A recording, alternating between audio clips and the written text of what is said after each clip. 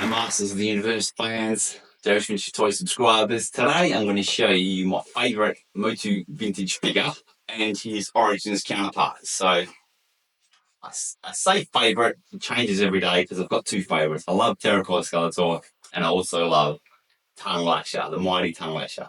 So between any given day I'll give you a different answer to what my favourite figure is, but today I'm going to call Tung Lasher my favourite because he's in front of me. So here we go. So this is obviously a loose vintage Tung Lasher. We'll look at him in a moment.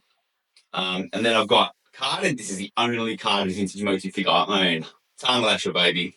Beautiful figure. So I've got them both in acrylic, and this is an Origins version. So 2 mint on cards. Now, I don't know what it is about these Origins figures because I don't collect anything really non-vintage. I've got a couple of retro Transformers and stuff, but don't collect anything vintage. But for some strange apparent and unapparent reason, I'm completely addicted to these things, these Origins. I don't know if it's a packaging, figures, I don't know what it is, but I love them. They're spectacular, and I've got way too many of them.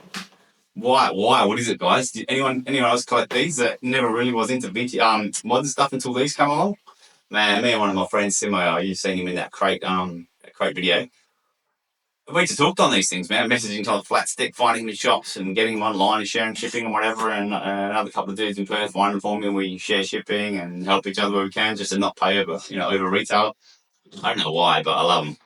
Anyway, let's have a look. So this is a vintage MOC. Stunning MOC. I've got a beautiful one, a clear bubble. I had got this. I sold a collection of Motu, and I just said, look, I can't sell that. It's my favourite figure. How can I pass that on and not keep it? It's too nice. So look at the artwork. The artwork's gorgeous. And look at the retros, man. Like, they're so well done.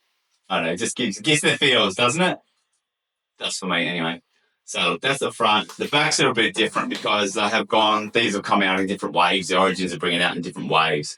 And Tung Lasher came with Snake Armor, Skelly, Roboto, and Hypno, which I've got Snake Armor, Skelly, but I didn't get the other two. Good thing about them, I don't have to have them all. I only feel like these are the ones I like, which is cool.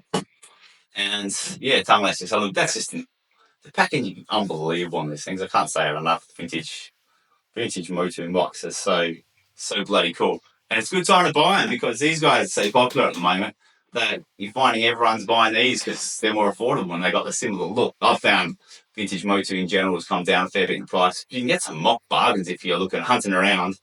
Definitely wouldn't say I got this guy for a bargain. I got him quite a while ago, but yeah, you can get some bargains at the moment because of these guys. Origins are hot as hell, man. They look cool. I can't disagree with anyone collecting. So this is my loose Tung Lasher. So one of my favourite figures. Like I said, he'll battle with Terracotta Skeletor one day, ultimately.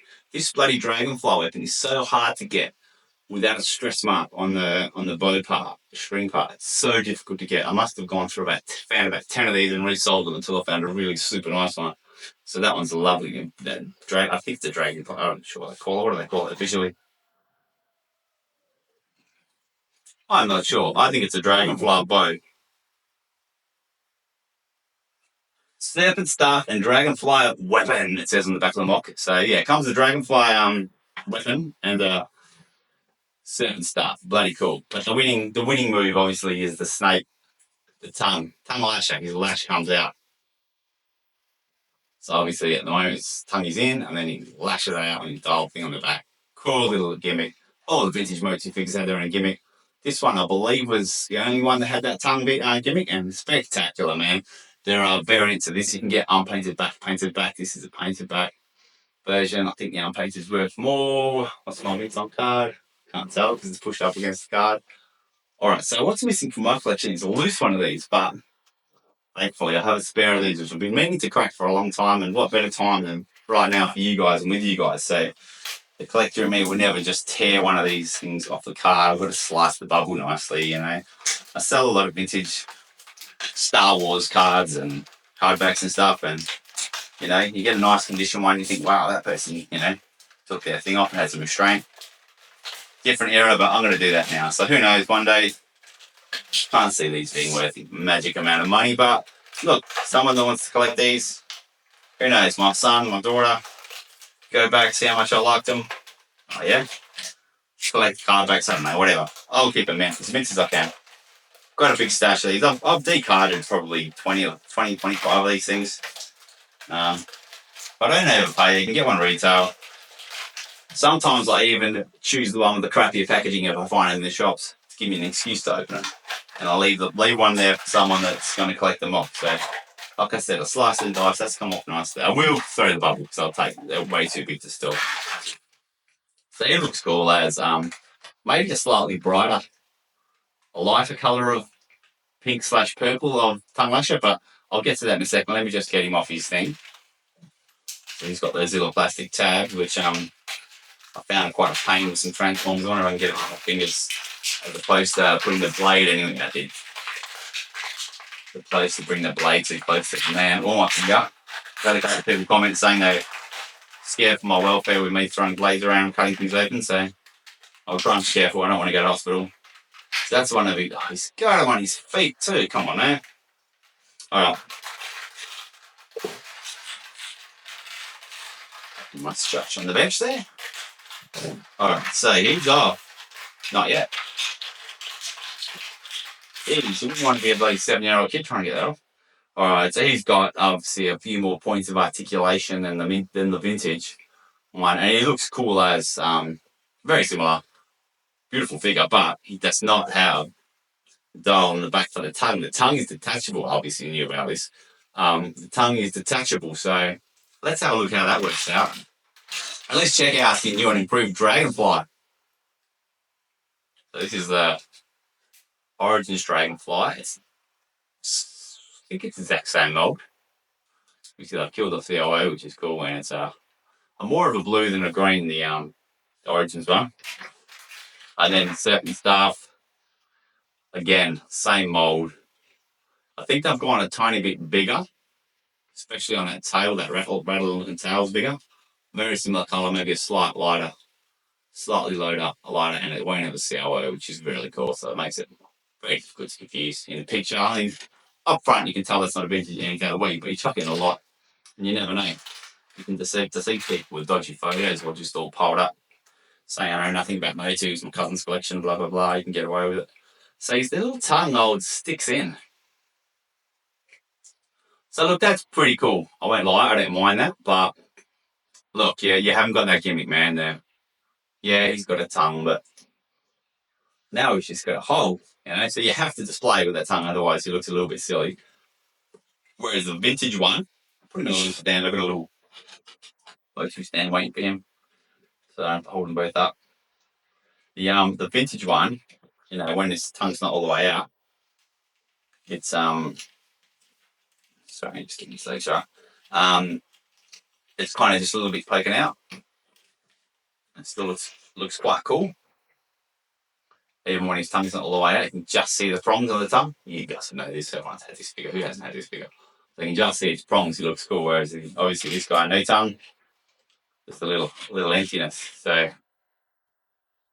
that's the mighty Tung Lasher with his tongue hidden. Both vintage and Origins. But you got to get vintage there all day of the week, yeah? Let's get that tongue out and weaponize him. And see, shall we see who's got it going now? My gut's going to go vintage, I'd say, but it's pretty bloody cool. Very cool effort, eh? Funky the way he stands for some reason. He's leaning back a bit on the piss a bit. Bear with me, guys. Anyone else favourite figure in the entire run, Tung Lasher? Don't know why. Obviously loved it as a kid. So playable. Oh, screaming out about Jaws for the kids in the background. Nothing to stain on. So they're definitely a lot stiffer, the hands on the vintage, for popping those weapons in and resting the weapons in. And I've always struggled to get this to stay. Get the Dragonfly to stay. Wonderful to stay. There you go. Look at that. Stay nicely for the hood. So there we go. There's the two of them. Side by side. I'm going to put a picture up in the video so you can get a nice close up. But head to head, what do we got? Yeah, look, it's hard to beat that vintage figure. It's got that shine to it, the entire figure, which is better than the Origins easily. Origins is a great effort. I'm going to say, obviously, I would say it's even if it was better, but the vintage one's better. But bloody cool, man. I'm obviously going to keep them both, put them next to each other in my cabinet. That's one of the few toys that I mix in Origins and vintage. I don't have a lot of vintage Motu, so I don't mind putting them one next to each other and going like for like to see how well they've done. And this is the only vintage, like I said, the only vintage MOC I've got. And I've got quite a lot of these Origins MOCs. I don't know why I have so many, but I don't have them all on display because they're just too chunky. I've only got about 8 or so of these acrylics on top of my cabinet to put them. They don't fit inside my cabinet, they're too high for my shelves, so they got to stay on top, which I don't mind. Give them a bit of a dust wipe every now and then. Everything inside stays, dust free, so you can't go wrong really. But yeah, that's my favourite Motu figure. And I tell you what, the Origins gave it a nice crack with their new counterpart, but the vintage is way better any day of the week. But look, I thought I had to show that. I had to record that opening because I've been obviously had this figure for bloody over a year, probably maybe even 2. Who knows when this came out exactly? But finally cracked him open. Had the carded one on display, but yeah, he's bloody cool as.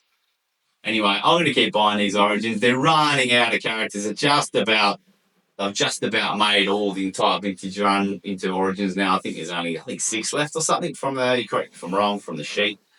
But they're pulling out these bloody Terror and Lord Grasp and all these Snake Man, and they're just mismatching accessories and whatnot, and making half of them Mattel creations. And tell you what, I'm bloody buying half of them. They're doing a really good job for some reason selling these to me, and obviously they're getting eaten up quite a lot by the public. And I've noticed I never really collected any other Super 7s and Classics and 200X and all those other different lines of Motu. There've been quite a few reiterations, but I've noticed a lot of those prices have come plummeting down. Super 7s you can pick up so cheap now. Classics have come down heaps. Everyone's gone for these Origins. You get them for 20. If you can get them at retail, $20. Most of the time, they're 30 odd bucks or more. And I've seen some of them. I've seen Randall go for close to 100. I've seen Skegler go for over 100. It's quite crazy how they started at 20, $30 just a few years ago, and they've already tripled in price. It's quite amazing. But anyway, what do you guys reckon to Origins? Do you guys like Origins? Would you ever sell your vintage to just keep Origins? Have you stopped buying vintage? Have you bought vintage more because they're cheap now? What are you doing? How's Origins affecting your Motu / Masters of the Universe collecting?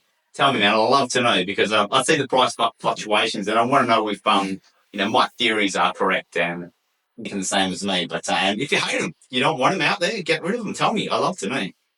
I like them. I've obviously bought quite a few of them, but it's not going to let me get rid of my vintage. Obviously, they've got a very, very special place in my heart. I had so many of them as a kid, and they were so bloody playable. And I just took them everywhere I went. I'd always have a couple with me. I had this tragic suitcase that my dad gave me. It was I must have got it for free or something. His leather suitcase with I must see if my mum still has it with a lock, combination lock on either side. And I was the only probably 8 to 10-year-old kid cruising around with a suitcase, and you open it up and I had a couple of Masters of the Universe figures in there. I had some Joes, had some Star Wars. Fruit Loop, man. I looked like a businessman as a child with toys cruising around. But I wouldn't have it any other way. Anyway, I waffle on always because I love my toys. But tell me what you think of these Origins, guys. And do you guys like Tung Lasher as much as me? Let me know. Thanks, guys. Keep watching. And if you haven't, please subscribe. Star Wars, Motu, Transformers, Jar Jar, all the big hitters. I'm going to show them every time we get them through, and I get toys all the time. Cheers, guys. Appreciate you watching.